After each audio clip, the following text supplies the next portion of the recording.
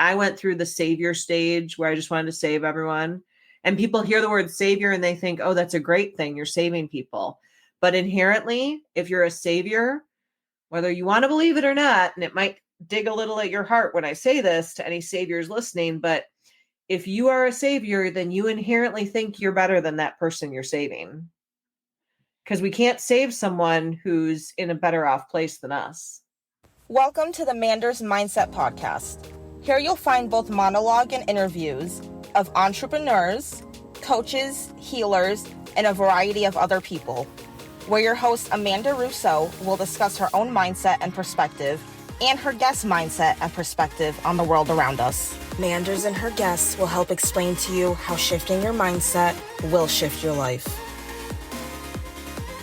Welcome to the first ever live Manders Mindset. Oh my gosh, this is interesting. Never done this. Okay, I am here today with a very special guest. I am here today with Megan Fuciarelli, and she told me to hold my hand like this and say her name. And she also recently wrote a book that she pre-mailed to me, which was so sweet of her. It is called Metamorphosis, and we are going to get into that and all of the things today. And she is the proud founder and CEO of US2 Consultant. And we're going to get into what that is, how she founded that, and she is a former retired superintendent. And as y'all know, I love talking to guests with transformational stories. And I'm here with Megan today. Awesome. Thank you so much, Amanda. I appreciate it. Or I've been calling you Manders this whole time, but I see your name is Amanda on the screen, so I'm struggling. So I'm going to ask, should I call you Amanda or Manders, my friend? You can call me whatever. I answered it either. I prefer Manders, but my name is Amanda. All right. Well, if you prefer Manders, we're going with Manders. Thank you. Absolutely. So I'd love if you could get into how you went from being a superintendent to founding US2. Yeah, no, I love that question. Actually, I've been doing the work of US2 for probably close over 25 years now. Oh my goodness. When I think about that, I'm like, wow. So I was actually doing this work while I was in the school system. So I was teaching. I started out as a teacher, and I saw the need for a lot more conversations around social justice and accurate history in our schools and teaching from different perspectives, and really helping teachers understand how to do that without the shame and the blame that's associated with it. So I started doing the work while I was in the classrooms, and then I moved through different positions in education. And then, as you shared, retired as a school superintendent. And I retired as soon as I was vested, which means I could have stayed for many more years and garnered more of a higher retirement account. But as soon as I had enough years to be able to technically retire, I decided to come back to Michigan. I was in Illinois in the Chicago area, and I grew up here in Michigan, and I knew that I wanted to be closer to my parents. Their health wasn't the greatest, and I wanted to make sure I had that opportunity to be with them. So I moved up here, and honestly, I thought US2 would turn into my job. I had no intention of it turning into a business. I told everyone I'm going to be an independent consultant. I'm just going to work with a couple schools here and there, helping out. Within the first year, we had 7 people on the team working alongside me, doing some good work. And now, actually, in about a month and a half, we're going to celebrate our 8-year anniversary of incorporation. And we have just over 40 people who work with us on the team, whether that's a combination of W-2 and 1099s. So a lot of people are project-based consultants, but it's been a phenomenal ride. It was not an intentional goal.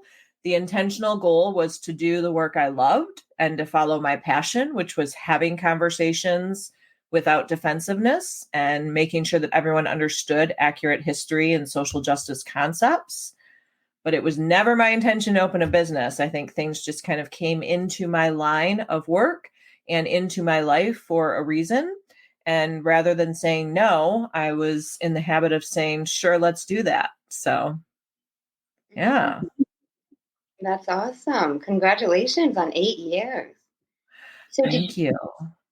Did you notice it was being talked about in the schools? Well, what started it is when I started as a teacher, I realized I grew up in White Lake, Michigan. You've been reading my books, so you read a little bit about that, I'm sure. But it was a very homogenous environment. Everyone was the same. I call it the White Lake bubble, right? I didn't have any diverse experiences. I was taught by great people. I actually had lunch with someone this morning or this afternoon that I taught with for a while. I did some student teaching with her, and she was a teacher in the same district I actually went to school in. And I was taught in an environment where the teachers did their very best and they were great. I got a great education, but it was very one-sided because that's what they were taught to teach, right? And then I actually, after graduating with my undergrad in teaching, went back to the exact same school district I graduated from and taught second grade. And when I went back to that school system, I taught some of the misnomers or the untruths of history that I was taught because I was never taught to teach anything different. And we were just talking about that today at our meal together. We aren't taught different ways of teaching things, so we perpetuate the problems that exist. So my goal was to make sure that the children who were in my classrooms didn't learn things that they would have to unlearn later in life. So it wasn't, 25 years ago, it was not talked about in the classrooms. And even probably 15, 20 years ago, you started to hear about diversity, but it was diversity. And it was very superficial and very much checkbox mentality. And then it gradually started to shift in how we talked about it in the schools.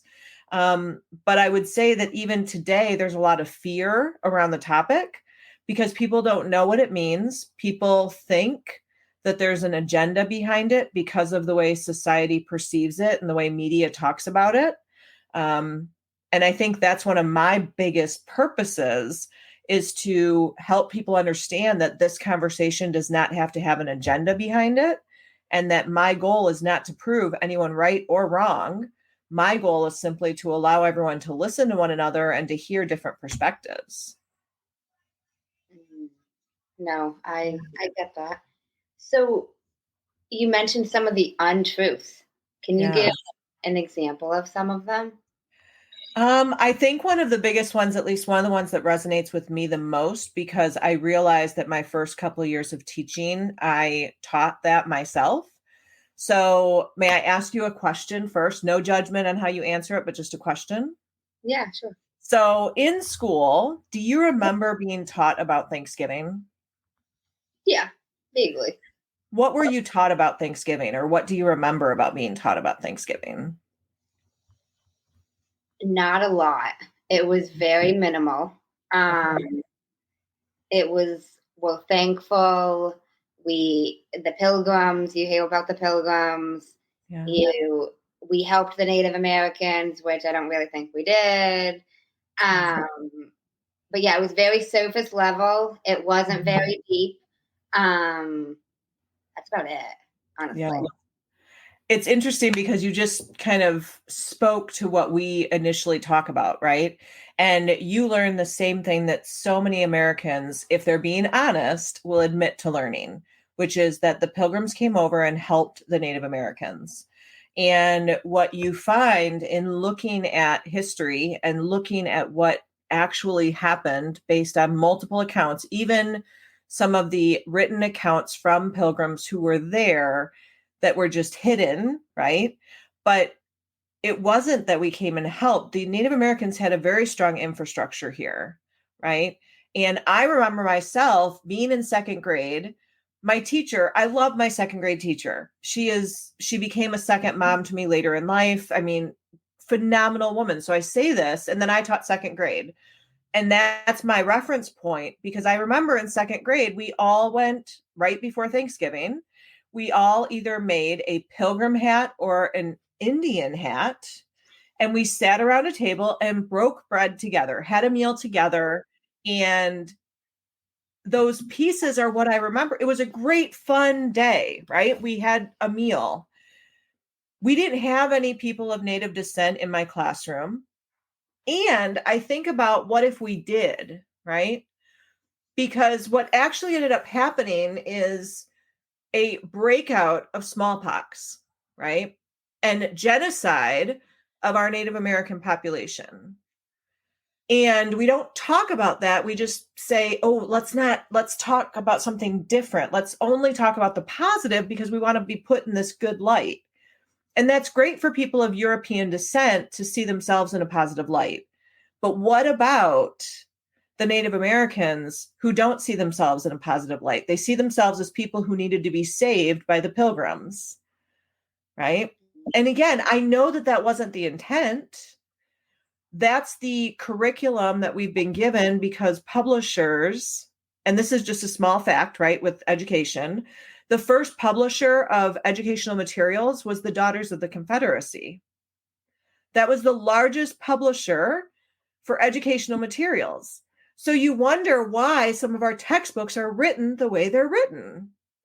But these are things we don't know. And again, it's no shame, no blame. It's what happened. The power in our country is very rooted in our founding fathers. And I say that because it is old white men, founding fathers. And there's nothing bad about that. There's some great old white men out there. But we have to look at the facts that were they truly embracing everyone who is represented in our country? And that's what we don't see.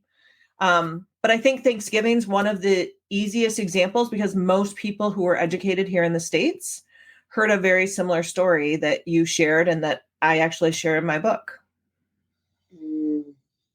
Yeah. No, that's true. Yeah. And think about slavery and what we talk about with slavery. I mean, there's so many pieces. Like, were we told much about the Japanese internment camps? Like there's so many pieces of our history that we weren't told about. Or if we were told, we were only told from one perspective.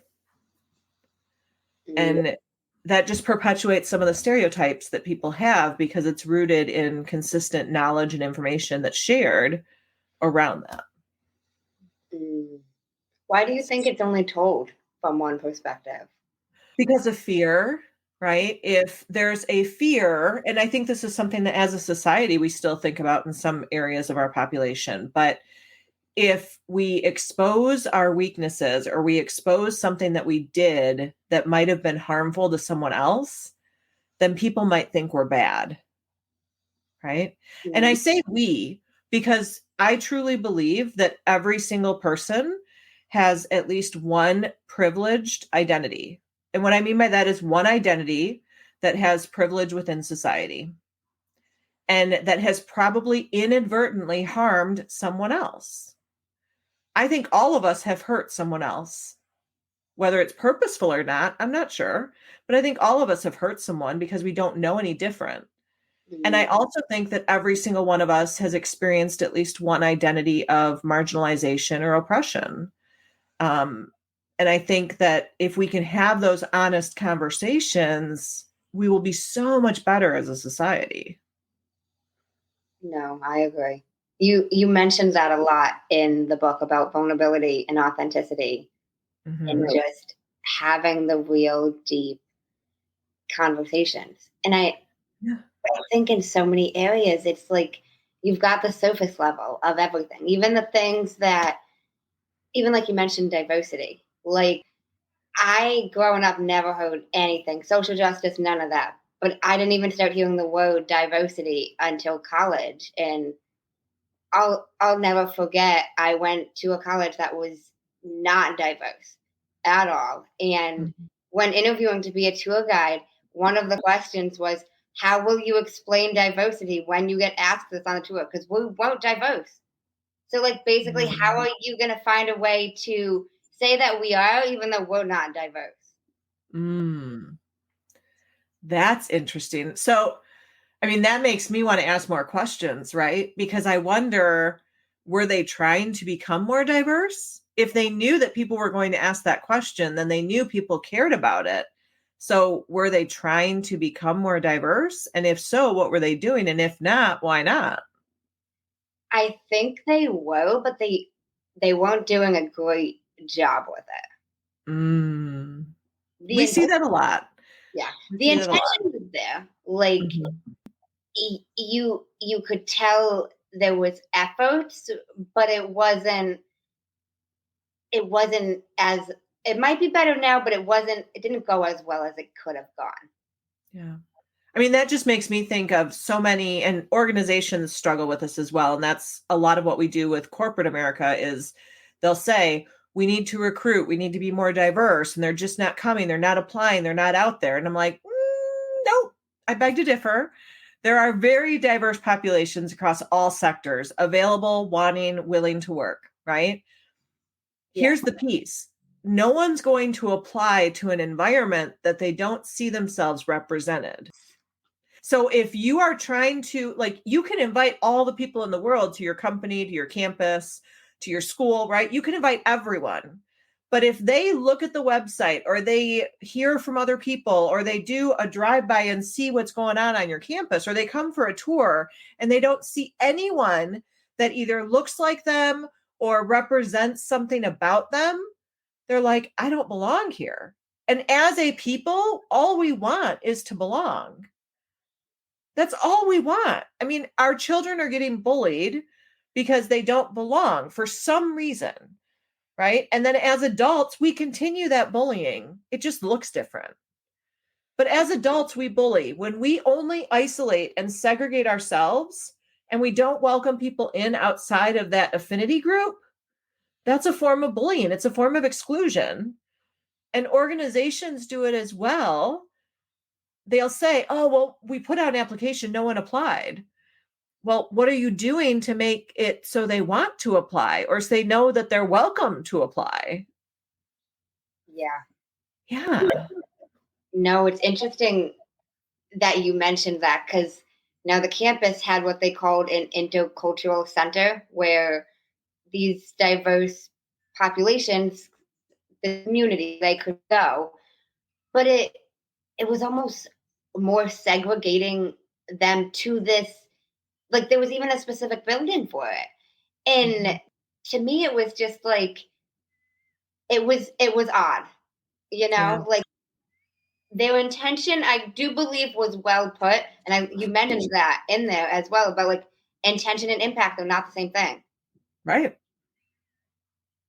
And I agree. You mentioned like I would say majority of people have good intentions. It doesn't mean that that's what your impact actually does. If we don't self-reflect and realize how our behaviors, our communication, our words are coming out or are being received, if we don't do that self-reflection, then we'll continue to hurt people without even trying to or meaning to. And if that person doesn't share that they were hurt, we don't know to shift what we're doing. And that's what I say when I mean, like, that's what I mean when I say we need to have open, honest conversations without the politeness factor, right? And we get a lot of pushback around that. And I'm like, I'm not telling people to be jerks. I'm still keeping the respect level there. I'm saying we have to avoid what we used to call politically correct statements, because all that did is it caused people not to talk about anything that could possibly be controversial. And guess what? Everything is controversial. Yes. So we never had real conversations. So true. Yeah.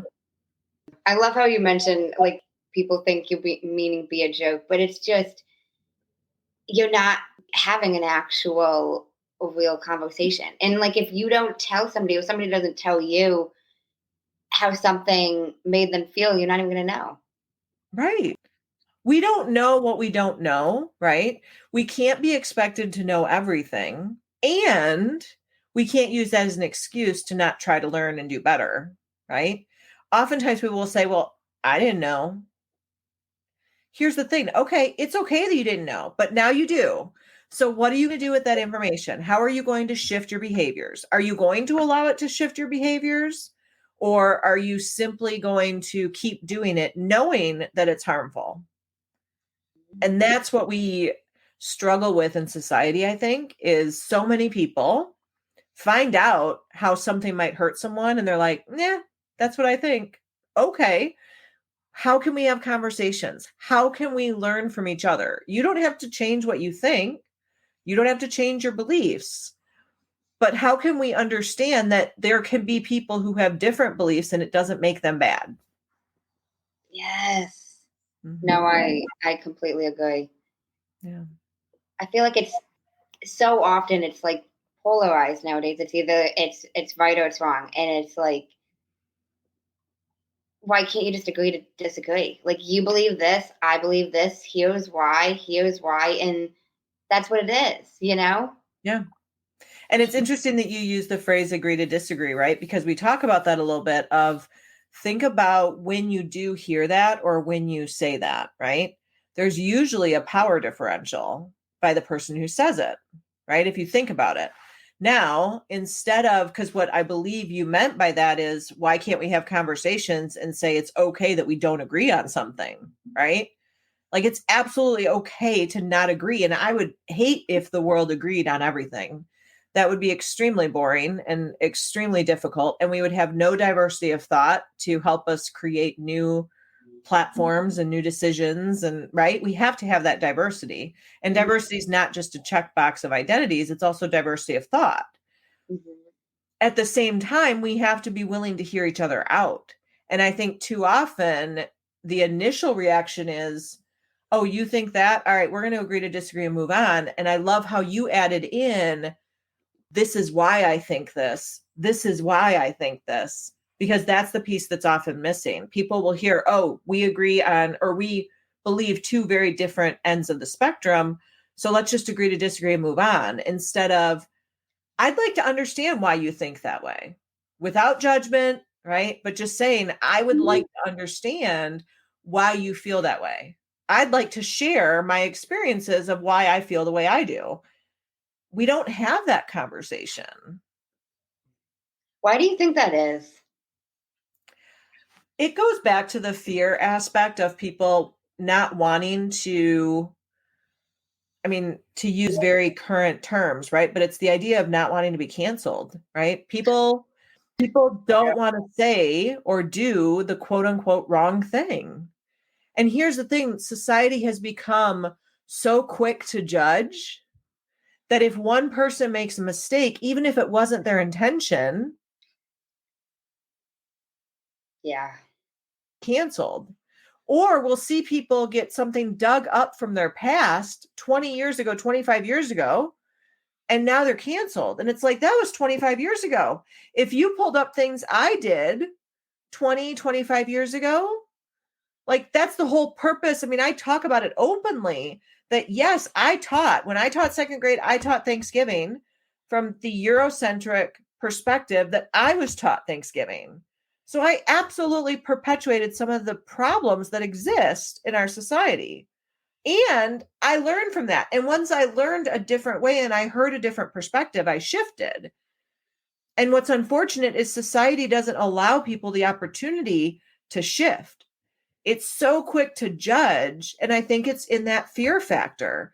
You know, it's become if you don't react quick enough, you're not doing enough.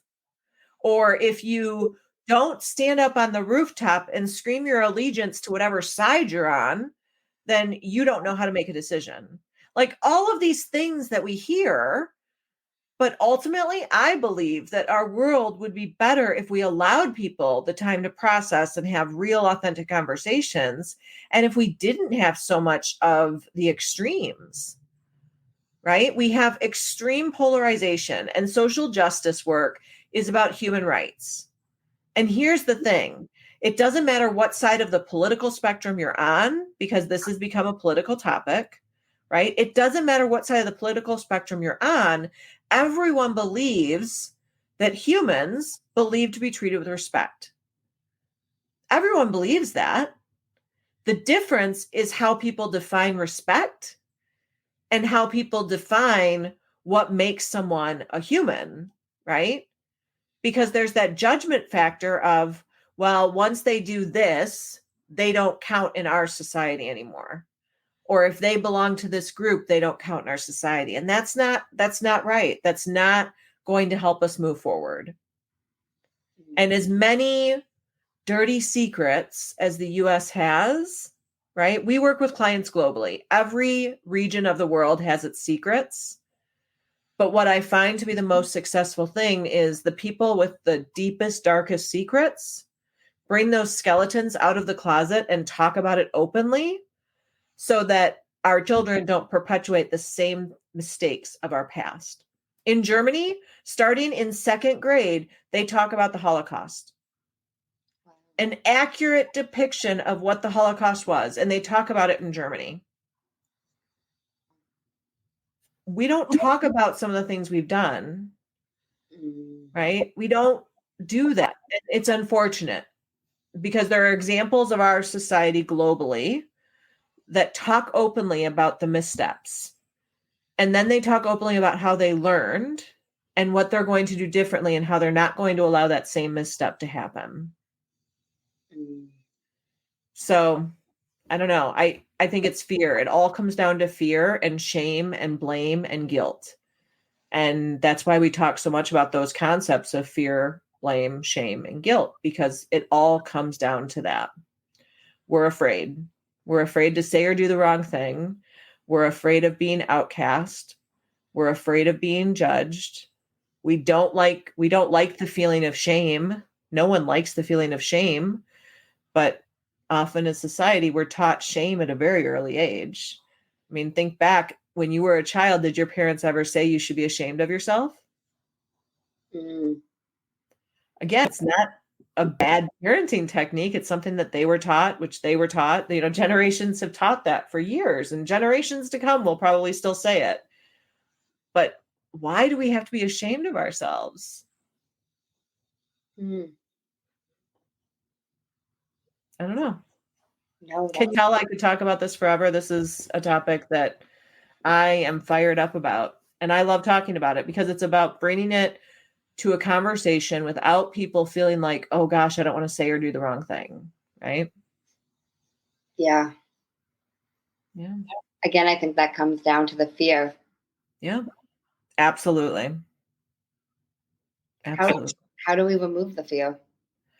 We have to humanize the conversation, and we have to allow ourselves to recognize that all of us have biases. All of us have those first thoughts that are rooted in our brain, right? And actually, we talk about this next piece in my next book, because the book that you showed, Metamorphosis, is the first, right?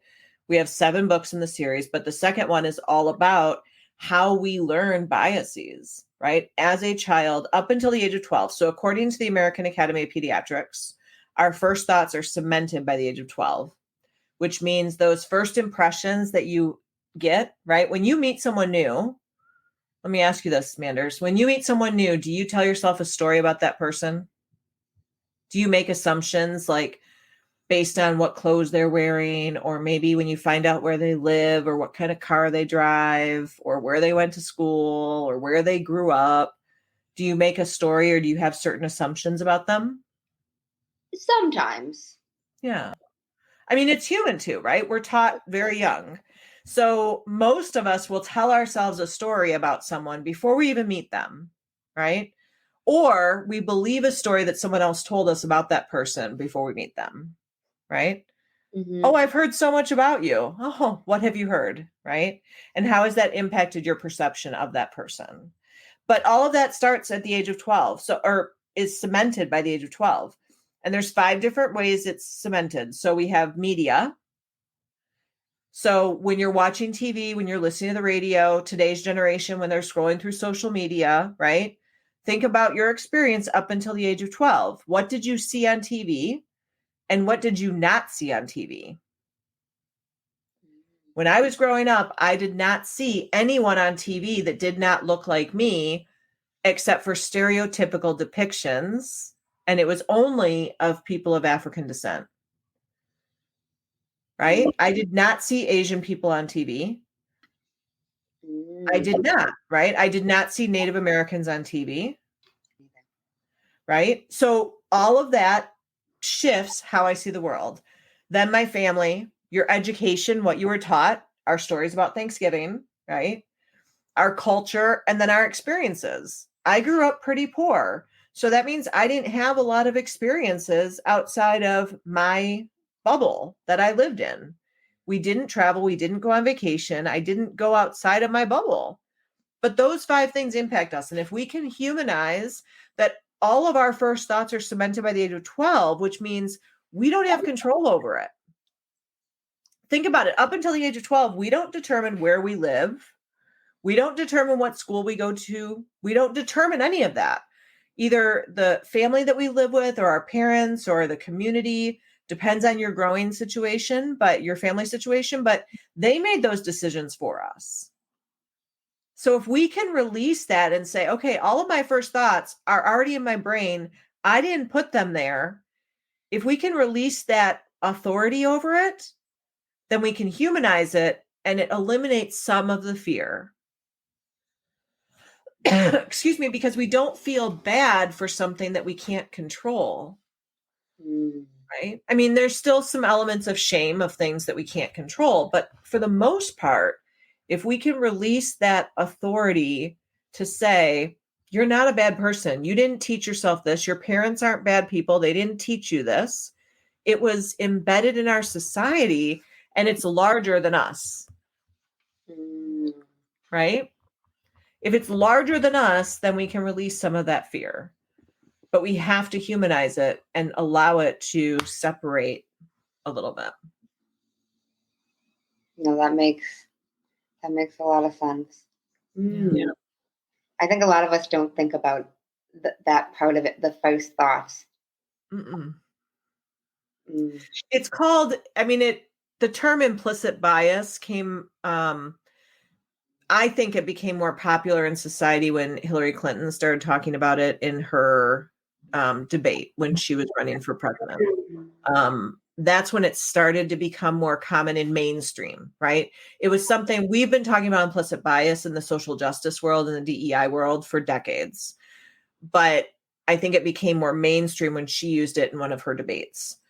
My TED Talk, which is from, it's been 7 years now, 8 years that I did a TED Talk when implicit bias becomes explicit. So we've been talking about implicit bias for a long time, but we use the phrase first thoughts because implicit bias in and of itself can be a trigger for some. And what I mean by trigger is if something causes someone's defenses to go up because they think you're about to attack them or anything, right? There are a lot of trigger words. We all have triggers. And implicit bias is often a trigger, especially in society around social justice, because people think, oh, you're going to talk about how horrible of a person I am because I'm biased. But what we do is we humanize bias by using the conversation around first thoughts. And we talk about first thoughts are learned. And then core beliefs is how we actually operate in the world. And that's what you develop as you become an adult. So right now, anyone listening to this could say, you know what?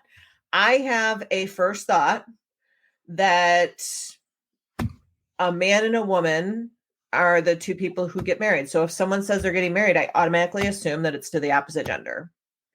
If that's their first thought, if that's their first implicit bias, right? It doesn't mean that they believe that two people of the same gender can't get married. It just means that their first thought when someone says they're getting married is, I'm going to use my context clues to determine, do I think they're getting married to a man or to a woman? And what if they're getting married to someone who's non-binary?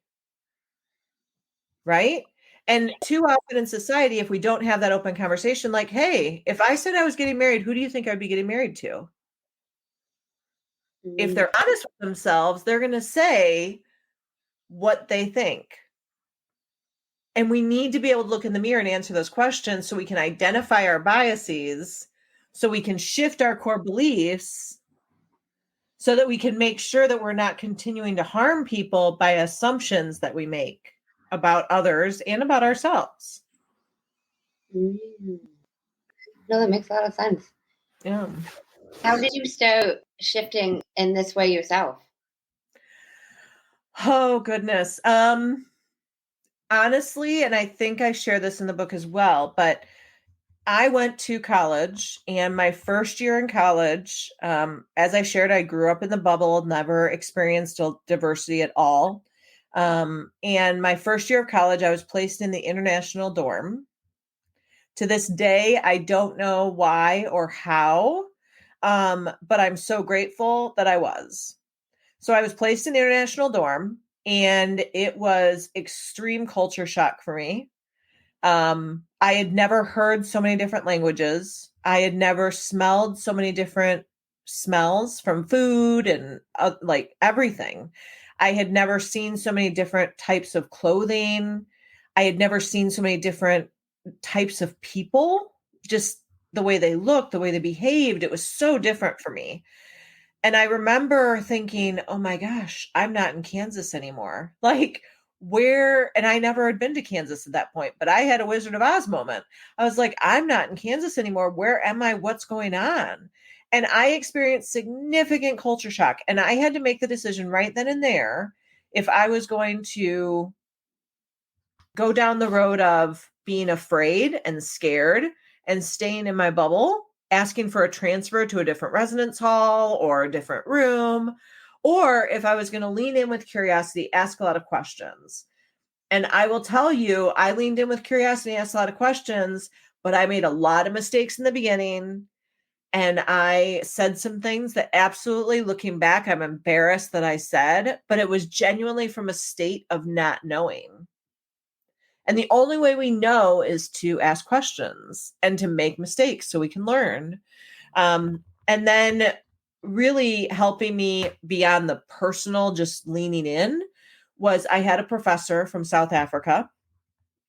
And I remember going through some different things in her class and just struggling with some things. And she had written a book, and it was not published yet. It was just manuscript format, but she was writing a textbook, and she had us use her textbook as our textbook for the class. And there were a lot of errors in it. And I was always known as Eagle Eye Megan. So editing, having periods in the right place. I was an Oxford comma junkie. Like, I all about Oxford commas. I could point out a misspelling on a menu. Like, it was ridiculous. I was so particular with every little thing. It was rough, right? So I remember going through, and as I'm reading the textbook, I'm editing her textbook. Now I realize, looking back, who the hell was I to think it's appropriate for me, a freshman in college, little 18-year-old self, to edit and to be the editor of my professor's textbook. I don't know why I thought that was okay, but I did, because I didn't know any different, right? And I remember going up to her and thinking that I was being so helpful. Oh, I went through and I edited some of the errors that you made.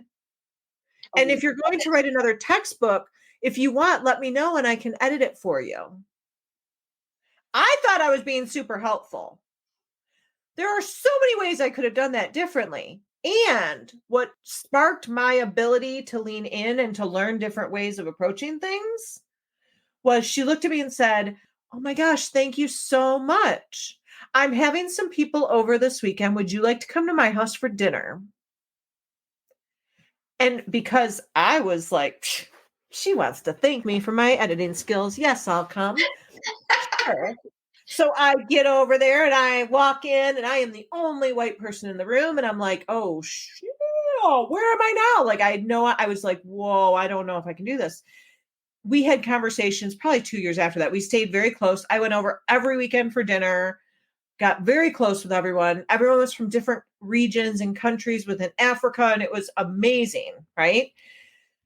But I talked to her a couple years after. I said, why did you invite me for dinner? She's like, because I saw that you were a scared little white girl that did not know anything about anyone. And if I didn't grace you with grace and compassion, you would have turned into one of the people that could hurt me in the future. Oh my God. Those words, right? Like, I just remember grace and compassion, and you would turn into someone that would hurt me in the future. Wow. That's powerful right there. because she acknowledged that because of how I'm perceived in society, I would inherently have power. And if I didn't learn the impact of my words quickly when I was still able to learn and be reflective, then I could very well hurt people in the future. And we don't have enough people who offer that grace and compassion. Too often we have the finger pointing and how dare you say that? And how dare you edit my book? And who do you think you are? And all that would have done is caused jade and anger, and it would have encouraged a different path for me. So I single-handedly owe, and I've tried so hard to get in touch with her. So almost every chance I get, I talk about her, hoping that someone can put me in touch. But Dr. Ivy Goduka was the most influential person in my life around social justice work.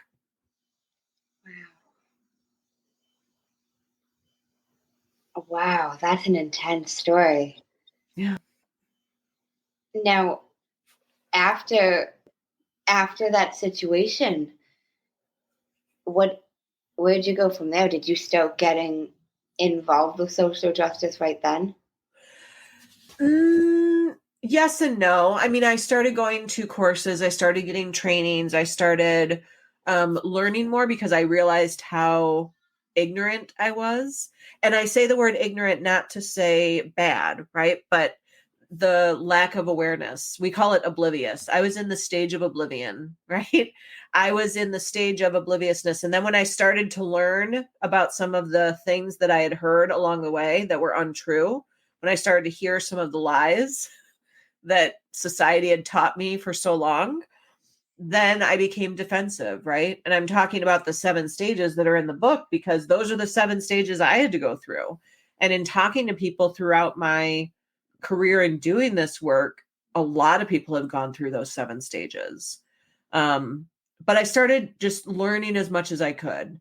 And I became someone who cared so much and had such strong emotion that I became almost defensive. And what I mean by that is like, just, I had a hard time saying that I was proud of my white ancestry, right? Because white people did some bad things to people, right?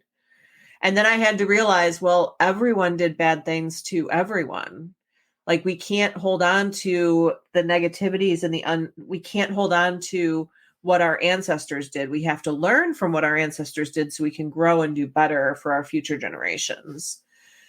And then I became a savior, right? I just wanted to save everyone, scoop them all up in my arms and help them. And that wasn't helpful to anyone, right?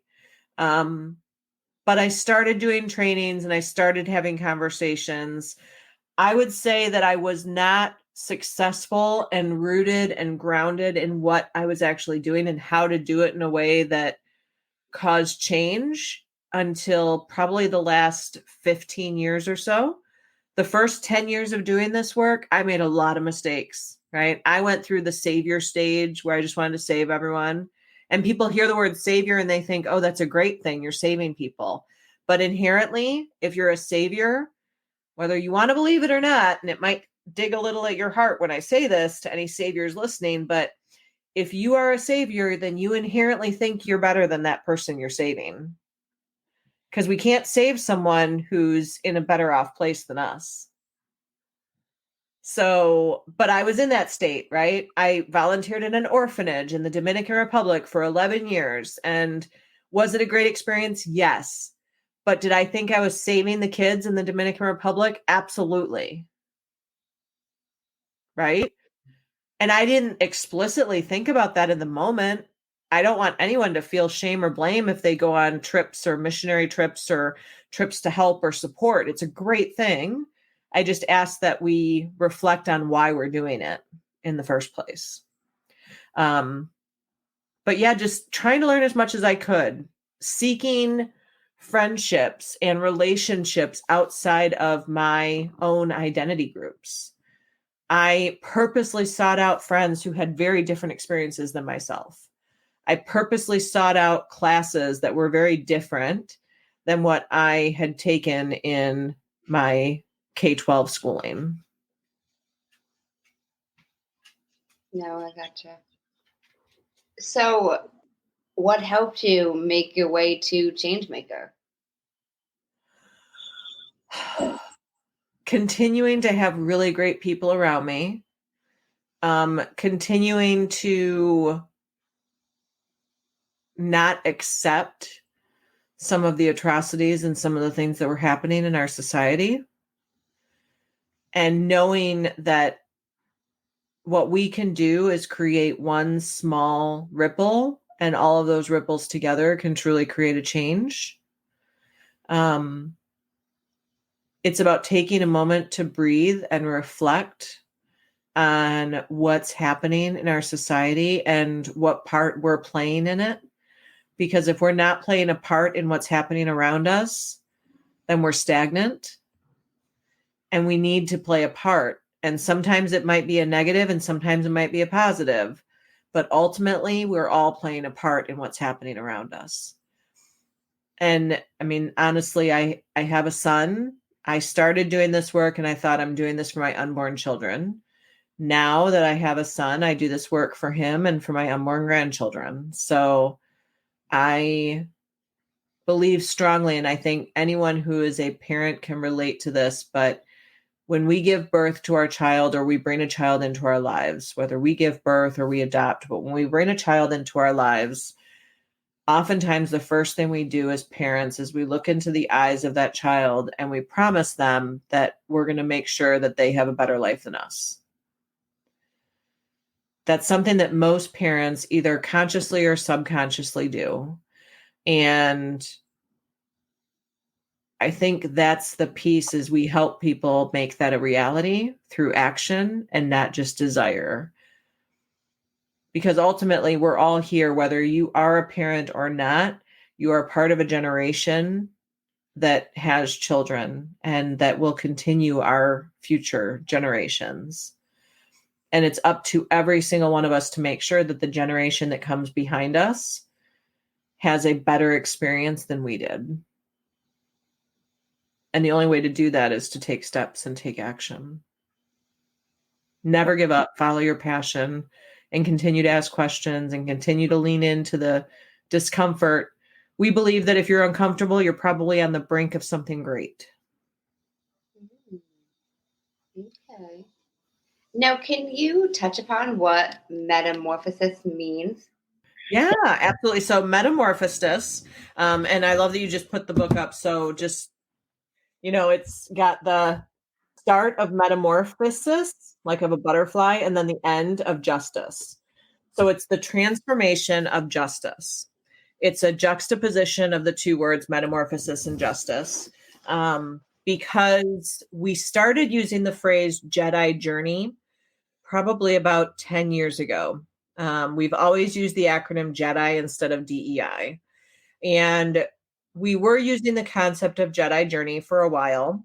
And what we realized is that a journey, you can do a U-turn at any time and go back to where you started from.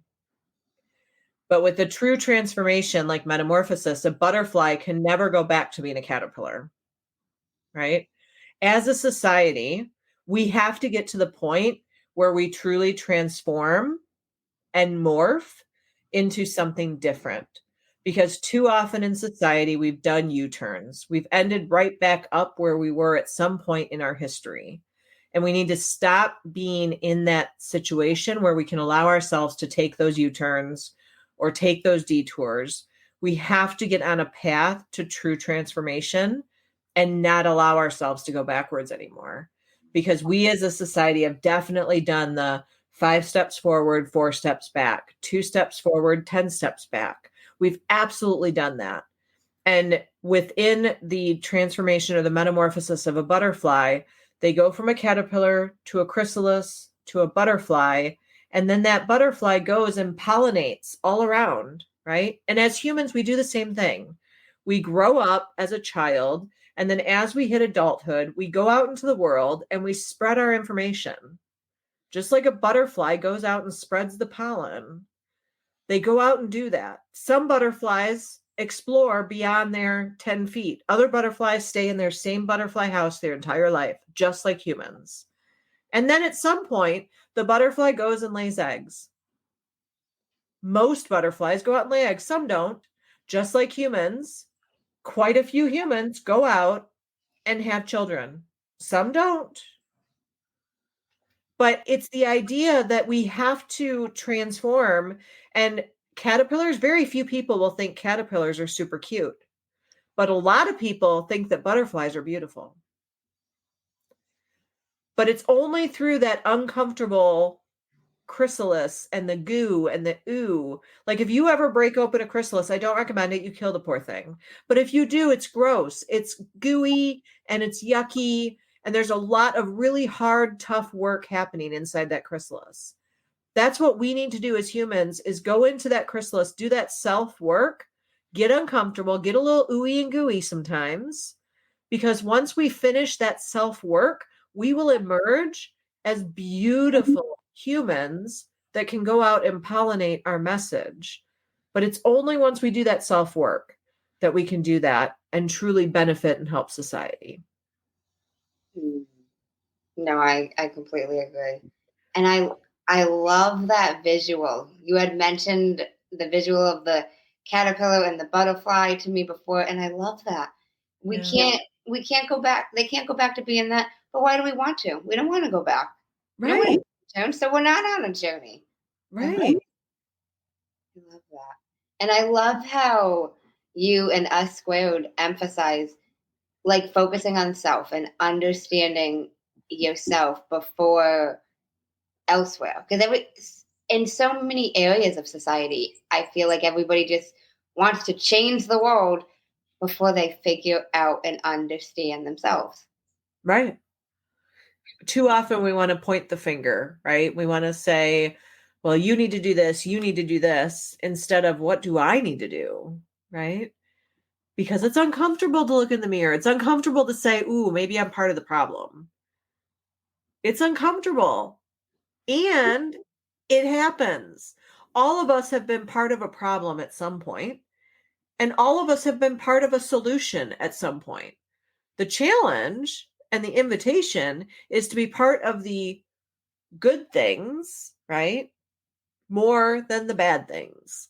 And I'm not saying that out of judgment. It's be part of the solution more than part of the problem. If you can balance your life out to be more of the solution oriented and less of the problem oriented, we'll do better as a society. No, I completely agree. Yeah. I completely agree. Well, thank you so much. Yeah. So I typically end my podcast with 2 segments. Have you heard of Jay Shetty? Of course. I always ask. I love him. I'm a big fan. Have you heard his podcast On Purpose? I have. I've not heard every single episode, but I've heard some, yes. No worries. So he ends his podcast with 2 segments. I'm not sure if he does it with every podcast, but he's done this on a lot of them. And he ends it with 2 segments, and I've started incorporating them on my podcast. So the first segment is the many sides to us. And there's 5 questions, and they need to be answered in 1 word each. Okay? All right. Throw it at me, Manders. Let's go. Number 1. What is 1 word someone who was meeting you for the first time would use to describe you as? Before or after they've talked to me? I don't. I guess both. Now I'm curious about both. So before they would say purple, and because that's the first thing everyone always notices. And after they would say passionate. Okay. Number 2. What is 1 word that someone who knows you extremely well would use to describe you?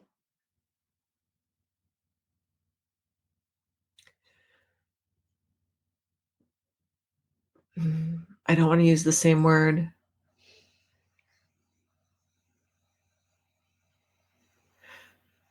Passionate. I'll use caring. Number 3. What is one word you'd use to describe yourself? I'm either in alignment or boring, but I would say passionate.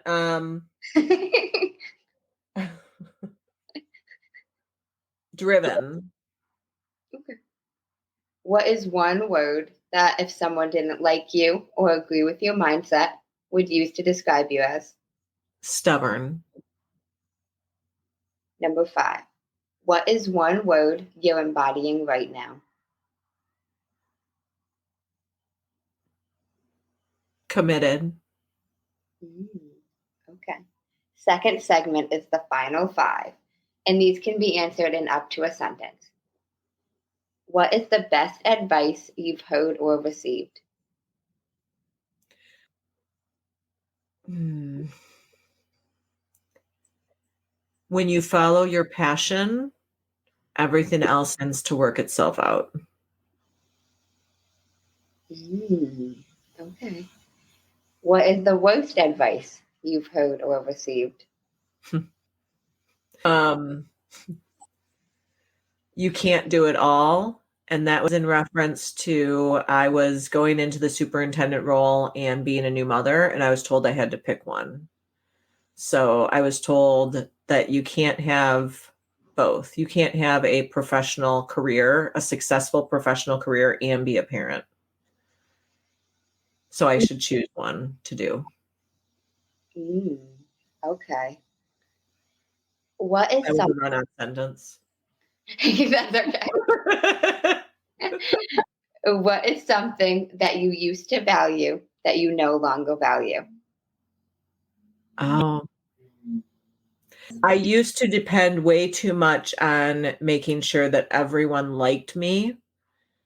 And now I've realized that if I'm not everyone's cup of tea, that's okay. Okay. If you could describe what you would want your legacy to be as if someone were reading it, what would you want it to say?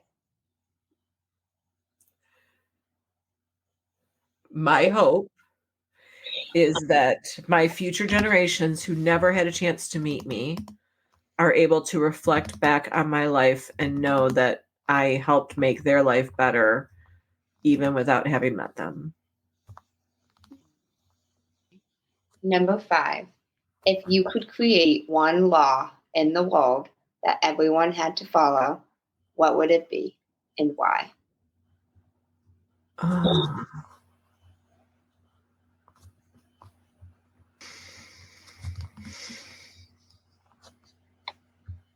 I would want everyone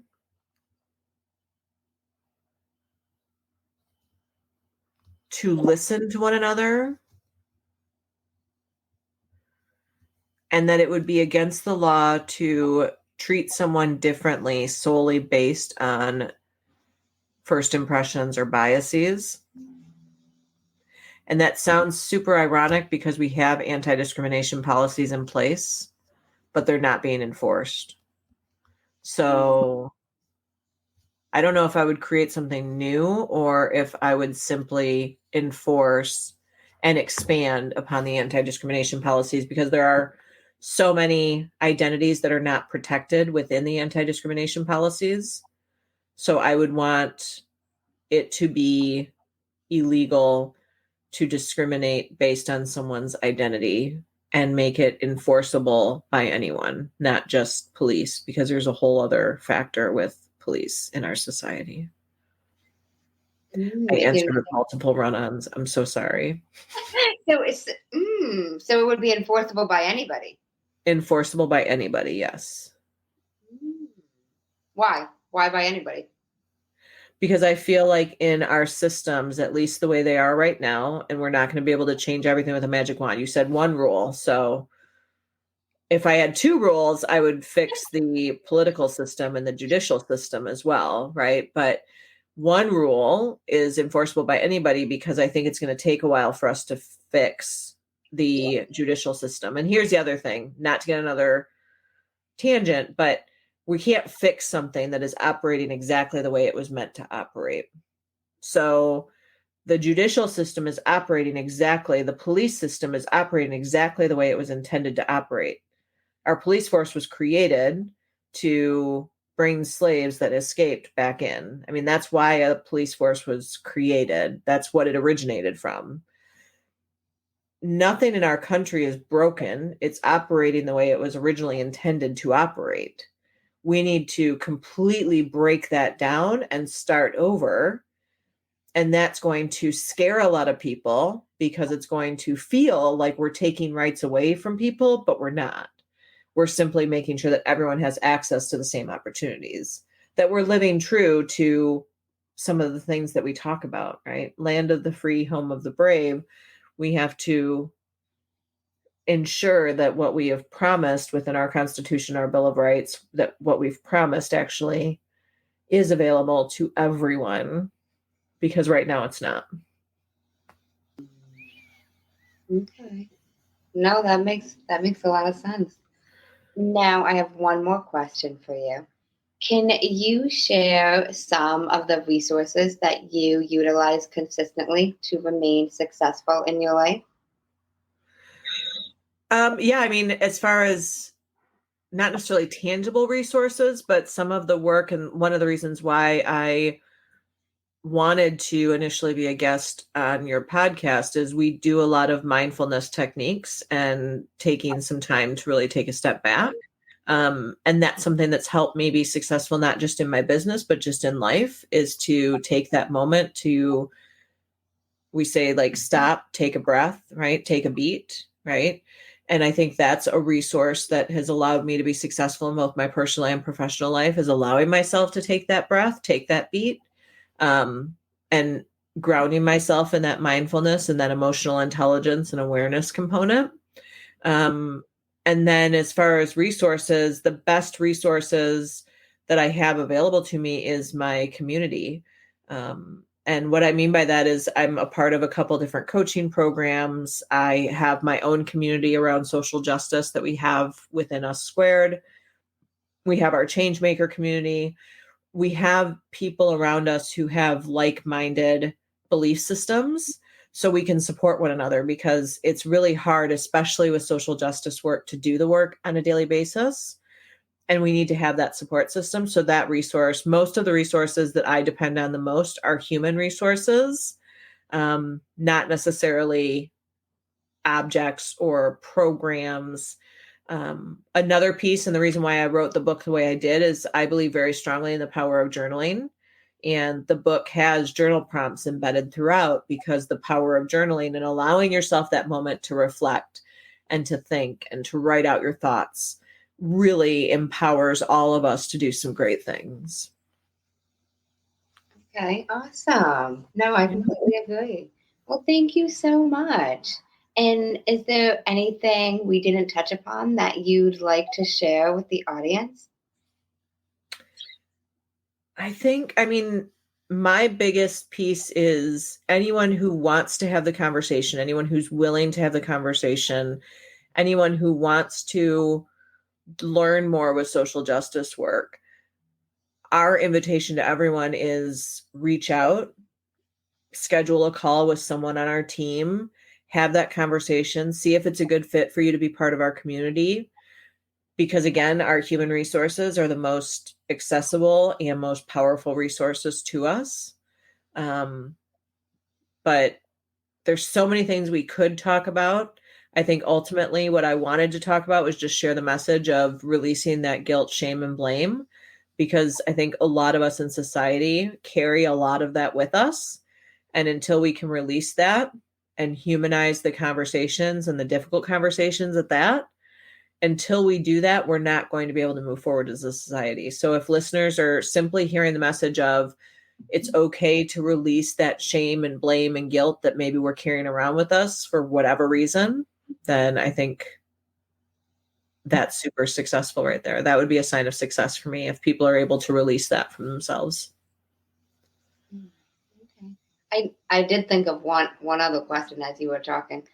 Do you think religion? How do you think religion ties into this?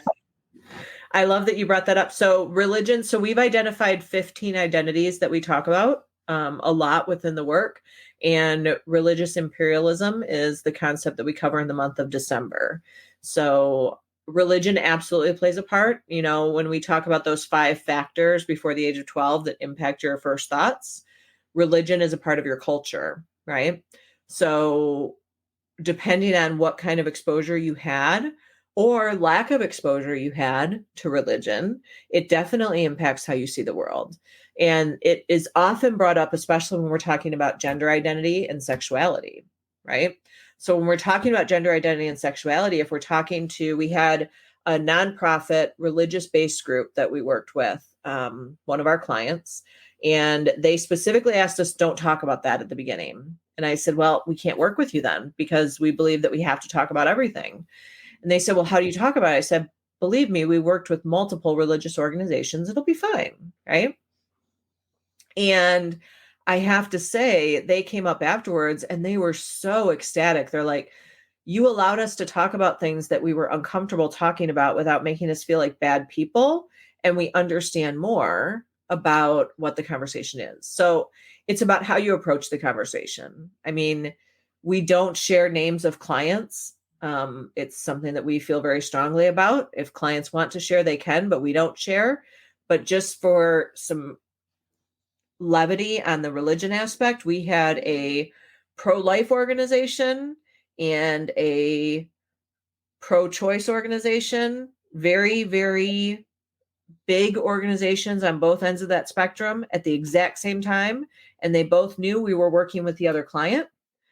And the conversations were phenomenal. And I say that as an example because with the recent, well, I don't know if I should say recent anymore, but fairly recent overturn of Roe versus Wade, right around that time frame, there was a lot of conversation around women's rights and abortion and talking about that openly in organizations that were on either end of the spectrum, on extreme sides of the spectrum. My team was like, Megan, what did you get us involved in? Right? They were like, what are you doing? I said, this is what we're made for, y'all. We got this. And it was one of the best experiences for everyone involved because we were able to have honest, authentic conversations without blame and shame. But absolutely, you're right, Manders. Religion plays a huge part in it. Absolutely. No, that makes a lot of sense. Wow, that's awesome though, that you were able to give them that ability. And even when they had the reluctancy. Oh, yeah. We have a lot of companies and schools that will come to us in the beginning and have some reluctance. It's fear, right? No one wants to, especially if you're a school, you're receiving government funding, you're supported by the community. If you make the community mad, right? So they're like, oh, you can't make the community mad. Like, you got to play nice in the sandbox. I'm like, I got you. And I will tell you, almost every client that comes to us will have some reluctancy at first. Really? At the same time, most of our clients, if not, I think we've got one client on our roster right now that did not come through a referral. Everyone else has come through a referral. Either they know someone who worked with us, or they heard us already on a podcast or in an interview or something, or they read the book, or they did something. They already have exposure to us. And most people who are referrals are like, I already know I want to work with you, right? They already know that. But even the people who know they want to work with us still have reservations because there's fear. This is a concept that has really garnered a bad face, a bad name in society right now. There's a lot of militant people talking about this work. And what I mean by that is people who come in to say who's right, who's wrong. We don't come in with that judgment lens. We don't come in with that, you're right, you're wrong, you have to listen to us. We come in and say, hey, guess what? I'm in the social justice field. I have a successful business around social justice, and I still have biases and I still make mistakes. Like, we have to humanize it starting with ourselves because it allows the audience to humanize it themselves. If they're like, oh, wait, this facilitator who's been pretty successful talking about this can admit that they have biases, I guess it's okay for me to admit I have biases. So again, it goes back to that authenticity. Mm-hmm. All circles back. I love that, though. That's Yeah. amazing. That is so amazing, Megan. So how can the listeners connect with you, and how can they connect with Us Squared? Yeah, so absolutely. So the easiest way would probably be on social media. We have our US2 Consulting. Our company is Us Squared, but you can't do a squared in social media. So it's the U, the S, the number 2, and consulting on all 3 of the main platforms: Instagram, LinkedIn, and Facebook. We're not on TikTok yet. I don't dance. And we also have a new handle that's just my first and last name. So Megan Fuciarelli. And that is more for the personal lens. So it depends on if your listeners want to hear more personal anecdotes and kind of those life story experiences, follow Megan Fuciarelli. If they are a leader or they're working in a school system or in a business and they want to figure out how they can do this in their organization or in their community, we give more practical tips in the US2 Consulting on how they can navigate this. So it's really about, do you want to be entertained and listen and have some reflection points, or do you want some tips and tricks that you can implement in your building, classroom, organization today? Okay, awesome. And I will link all of that in the show notes so you guys can connect with Megan directly. And thank you so much for being on the podcast. First live one. How'd it go, Manders? How do you feel? Everyone say, Manders, you did great. If you're watching, if you're listening, just tell Manders you did great. Thank you. This wasn't so bad. We didn't realize at first that we weren't actually live, but we're getting things done. Yeah, we got it. We're good. We are. Yeah. Well, thank you so much again. I really appreciate it. Absolutely. And I will definitely stay in touch, and I hope you do the same. And I am willing, if anyone reaches out and says that you heard us on this podcast, we've got some free things that we like to give away. So just let us know that you heard us on this podcast, and we'll make sure we send over either a free access to a class or we'll do something for you. So just let me know. Thank you. Absolutely. And thank you guys for tuning in to Mander's Mindset.